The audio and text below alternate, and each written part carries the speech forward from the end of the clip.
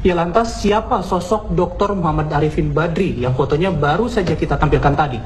Ustadz Arifin ini dilahirkan di Semarang 37 tahun silam.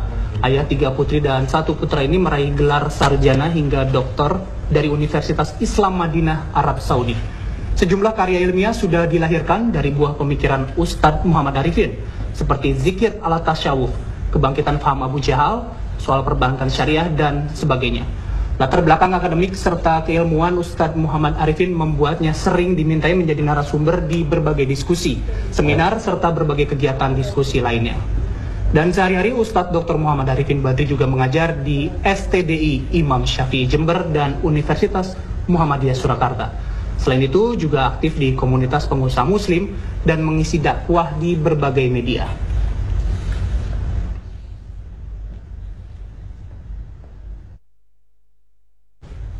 Ya, dan saat ini Ustadz Dr. Muhammad Arifin Badri sudah hadir bersama saya di Kabar Petang. Assalamualaikum Ustadz, terima kasih sudah datang di studio kami. Dan pertama-tama kami ingin memohon maaf kepada Ustadz.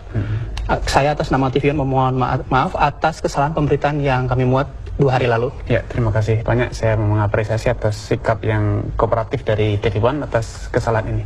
Baik. Kita akan berbincang tadi mengenai, kita lebih berkhusus pada terorisme. Ya. Nah, Ustadz ini juga mengkampanyekan gerakan atau kampanye anti gerakan terorisme. Ya. Bisa dijelaskan sedikit nggak Ustadz, seperti apa sih kampanyenya? Ya, terima kasih pertama Mas Bayu ya. Memang selama ini sejak saya masih aktif kuliah di Madinah, saya sudah berapa kali diskusi langsung dengan beberapa tokoh teroris yang misalnya Aman Abdurrahman yang sudah menjadi tawanan dari Polri. Saya sudah sering korespondensi dan diskusi langsung dengan dia, dan file itu diskusi saya upload di internet, bisa diakses dengan bebas oleh masyarakat. Dan juga saya menerjemahkan kumpulan fatwa para ulama tentang aksi terorisme, pengeboman, sikap-sikap anarki dan yang lainnya. Sebagaimana saya juga nulis satu artikel tentang menumpas terorisme dari akarnya. Kemudian juga saya kebetulan membina Insan TV, yang itu programnya adalah diantaranya sebagai partner pemerintah untuk menanggulangi tindakan-tindakan yang kurang produktif, misalnya terorisme dan lain sebagainya. Ini sekelumit tentang beberapa kegiatan saya di selama ini untuk sebagai wujud partisipasi saya, empati saya terhadap pemerintah dalam mewujudkan negara yang aman, stabilitas yang bisa dirasakan oleh semua masyarakat. Oke, tapi Pak Ustadz, spesialisasi keilmuan tadi kita sempat berbicara adalah fikih ya Pak ya? Ya, betul. Nah, ketika sudah menyinggung mengenai terorisme, nah pada saat itu perhatian apa yang mencuri perhatian Pak Ustadz sendiri ketika sehingga harus mengeluarkan atau ikut berkampanye untuk anti terorisme? Ya, sebetulnya walaupun spesifik keilmuan saya adalah masalah fikih, namun satu poin penting yang perlu dipahami bersama bahwa ilmu agama itu adalah satu paket lengkap yang saling terkait, tidak bisa parsial. Ya. Misalnya berkaitan dengan terorisme. Terorisme itu adalah suatu ideologi yang itu dikaji dalam disiplin ilmu teologi atau disebut dengan akidah. Namun juga kental kaitannya dengan hukum fikih. Misalnya bagaimana hubungan antara negara Islam, hubungan antara orang Islam dengan non-Islam, non-Muslim. Dalam kamus fikih Islam dikenal fikih orang kafir itu ada kafir yang harbi, yang nyata-nyata mengobarkan permusuhan, peperangan dengan negara Islam. Ada kafir yang dhimmi, yang dia itu orang kafir tinggal di negeri Islam, seperti yang ada di negeri kita. Ada yang kafir mu'ahad, orang kafir dari negeri kafir, namun dia tidak mengobarkan permusuhan, bahkan menjalin suatu perjanjian untuk hidup saling damai dan saling bertetangga. Ini dikaji dalam disiplin ilmu fikih. Kemudian juga dalam ilmu fikih juga dikaji tentang kapan seseorang itu layak, boleh diklaim sebagai orang kafir, dan hukum orang kafir itu apa, dan siapa yang berhak untuk mengklaim seseorang itu telah keluar dari Islam. Dan tentu itu tidak semua orang, seperti yang dijelaskan para ulama, itu adalah wewenang hakim muslim kemudian para ulama yang memiliki kredibilitas tinggi ya. Oke. Gitu. Nah, Pak Ustadz, ini kan kampanye yang dilakukan oleh Pak Ustadz juga artikan ke beberapa lokasi dan salah satunya adalah lembaga pemasyarakatan. Betul. Nah, di lembaga pemasyarakatan apa yang menjadi concern di lembaga pemasyarakatan sendiri dan siapa yang menjadi target utama dari kampanye Pak Ustadz ini?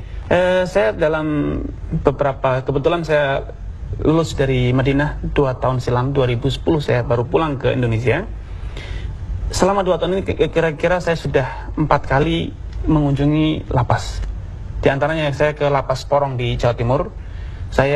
Fokus saya adalah memberikan pencerahan kepada bapak-bapak kita yang bertugas di sana bagaimana menghadapi terorisme, ideologinya mereka bagaimana, kemudian akar permasalahan mereka dari mana, berawal pemikiran kekafiran tersebut.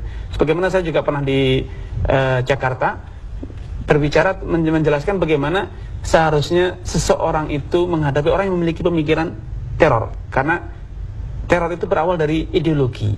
Maka sebagaimana rekrutmen mereka dengan keanggotaannya juga berawal dari cuci otak yang dimasukkan ideologi mereka, maka seharusnya kita juga tindakan kita, preventif kita dan pengobatan kita adalah melalui ideologi, kemudian berangkat berkembang dan pada upaya penanggulangan dan penyelesaian efek dari adanya ideologi yang menyimpang tersebut. Ini upaya yang saya lakukan ya. Nah, ini selain gerakan kampanye anti terorisme juga kabarnya Ustadz mengajar juga. Betul. Di mana saja? Apakah memang mengajar termasuk hal-hal anti terorisme ini juga dimasukkan dalam metode pengajarannya? Kalau saya aktif di 3 universitas. Satu itu yang saya sebagai dosen tetap di Sekolah Tinggi Dirasat Islamiyah STD Imam Syafi'i Jember, yang perkuliahan di sana menggunakan bahasa Arab. Kenapa mesti perkuliahan harus bahasa Arab padahal kita di negeri Indonesia? Karena saya berpikiran dan saya termasuk perintisnya, bahkan bahwasanya ketimbangan yang terjadi, tindakan-tindakan anarkis yang ada di masyarakat itu adalah karena adanya kesenjangan antara umat Islam dengan sumber hukum mereka, yaitu Al-Quran dan hadis. Karena saya mendorong agar masyarakat itu mampu memiliki kemampuan untuk mengkaji hukum secara langsung. Kemudian yang kedua, saya mengajar di Setai Ali bin Abi Thalib Surabaya, dan yang ketiga saya mengajar di dosen tidak tetap di Universitas UMS Muhammadiyah Surakarta. Nah ini terakhir nih Pak Ustadz, ada pesan nggak untuk keluarga atau kolega serta jamaah yang sering mengikuti pengajian yang dilaksanakan oleh Pak Ustadz? Ya, pesan saya dalam kaitannya dengan terorisme misalnya, hendaknya kita itu lebih mengedepankan logika, sebagaimana kita lebih mengedepankan tentang kebenaran, karena faktanya antara perasaan dengan kebenaran itu seringkali tidak sinkron. Contoh misalnya satu kasus yang terjadi di Rasulullah SAW yang kaitannya dengan tindak teroris. Ada seorang Yahudi datang kepada Rasulullah SAW yang mengatakan, Assalamualaikum ya Muhammad, wahai Muhammad, semoga engkau terkena racun. Mendengar ucapan salam yang tentu kurang ajar semacam ini, Rasulullah mengatakan wa'alaik, engkau juga semoga sama juga. Namun Aisyah kala itu mengatakan Assalamualaikum wa laknat, semoga engkau terkena racun dan terkena kutukan, laknat. Artinya ada semangat pembalasan lebih kejam dibanding perbuatan itu yang dilakukan oleh Aisyah. Namun Rasulullah SAW mengatakan tidak demikian. Rifqan ya Aisyah, lemah lembut. Karena sejatinya lemah lembut itu tidaklah ada pada suatu urusan kecuali akan menjadikan urusan itu semakin baik. Kemudian Aisyah merasa tidak terima, kok malah dia yang ditegur padahal dia terkesan membela Rasulullah SAW, empati dengan Rasulullah SAW yang sedang dicaci oleh orang Yahudi. Dia mengatakan, amma sami'ta ya Rasulullah maqal, tidakkah engkau mendengar apa yang diucapkan? Rasulullah mengatakan, bala, ya saya mendengar.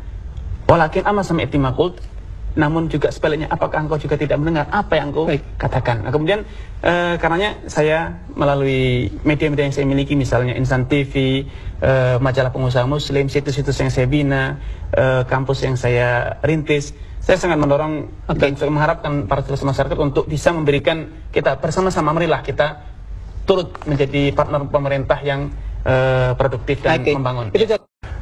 Pak Ustadz, dari kajian keilmuan fikih yang dipelajari, itu bagaimana melihat atau pandangan ketika para pelaku teroris ini melakukan aksinya atas nama agama? Ya. Tidak dilakukan tindakan-tindakan anarkis semacam pengeboman dan lainnya, itu adalah di luar tuntutan syariat Islam. Karena memang Islam kalaupun menganjurkan pada jihad misalnya, jihad dalam Islam itulah gentle. Negara yang menyatakan peperangan itulah yang diperangi. Adapun orang kafir yang masuk ke negara Islam dengan suaka yang diistilahkan dengan kafir dhimmi itu tidak layak untuk diperangi dan tidak boleh secara hukum Islam. Bahkan Rasulullah SAW dengan tegas, man qatala mu'ahadan lam yarah raihatal jannah. Barang siapa yang membunuh orang kafir yang masuk ke negeri Islam dengan perlindungan, yaitu suaka, misalnya di negara kita zaman sekarang adalah dengan visa dan yang serupa, maka dia tidak akan bisa mencium baunya surga kelak di hari kiamat. Ini suatu hukuman berat bagi orang yang melanggar ketentuan-ketentuan, melangkahi prosedur-prosedur dalam mengingkari kemungkaran, dalam menanggapi, merespon sikap seorang kafir dan lainnya. Baik. Nah, ketika melakukan kampanye ini juga tentu akan adakah perdebatan-perdebatan yang muncul pada saat Ustadz melakukan kampanye ini? Kalau perdebatan itu saya yakin suatu hal yang pasti terjadi tatkala kita melontarkan suatu pemikiran, suatu ide yang bertentangan dengan sebagian orang, pasti akan terjadi diskusi. Misalnya dituduh sebagai anti-Yahudi kah, dituduh sebagai anti-Amerika, dan tuduhan yang serupa itu suatu hal yang wajar bagi saya. Baik, Pak Ustadz, terima kasih atas waktunya, dan sekali lagi saya atas nama TV One memohon maaf atas kesalahan pemberitaan yang kami muat 2 hari yang lalu. Terima kasih Pak Ustadz, semoga apa yang kita perbincangkan dapat dimengerti dan diserap oleh masyarakat. Dan saya juga mengatakan terima kasih atas ruang yang diberikan oleh TV One, sikap kooperatif yang ditunjuk oleh TV One atas permasalahan ini, dan saya menghimbau kepada teman-teman yang punya koneksi dengan saya, misalnya Insan TV yang saya bina, kemudian komunitas pengusaha Muslim Indonesia, STD Imam Syafi'i, dan yang lainnya, untuk menganggap ini permasalahan telah kita selesaikan. Dan kembali saya menyeru kepada kaum muslimin, marilah kita berpartisipasi, dukung-mendukung, saling membangun bangsa ini. Masing-masing kita memberikan sumbangsih yang positif. Baik. Kami dari Insan TV sudah mengajukan, dari STV sudah mengajukan, mari kita bersama-sama. Baik. Dari TV One pun demikian, Mas ya. Iya, baik. Terima kasih Pak Ustadz atas waktunya.